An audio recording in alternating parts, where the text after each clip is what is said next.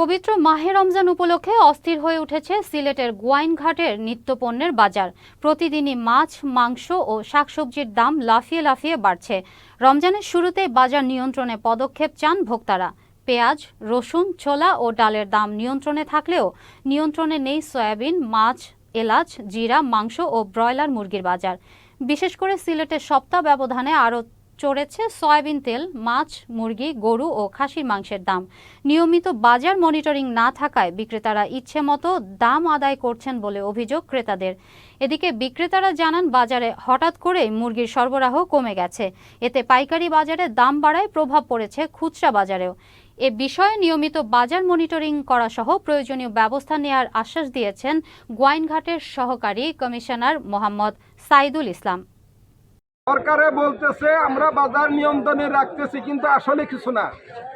আসলে তাদের ভাষণটা ওই পর্যন্ত, সংসদ পর্যন্ত, কিন্তু মার্কেটে আসে নাই। বিভিন্ন মশলার দাম যেভাবে বাড়ছে, এভাবে তো আমরা যে সাধারণ মানুষ এগুলো কিনে খাওয়া আমাদের জন্য সম্ভব না। যেভাবে এগুলো সম্ভব ভিতরে আসে, এই জন্য আপনারা একটা যোগাযোগের একটা ব্যবস্থা করেন।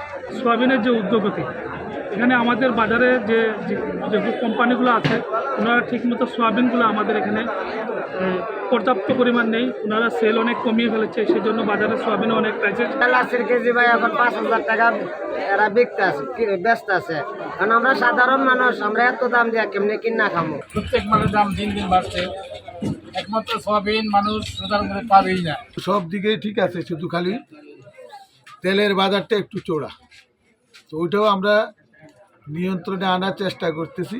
কেউ যদি 5 টাকার জিনিস সে যদি 50 টাকায় বিক্রি করে, এটা তো অন্যায্য, এটা তো জুলুম, জনগণের উপর জুলুম করা যাবে না। আমরা মূলত বাজার মনিটরিংটা সেই জন্যই করি, যাতে দ্রব্যমূল্যটা নিয়ন্ত্রণে থাকে।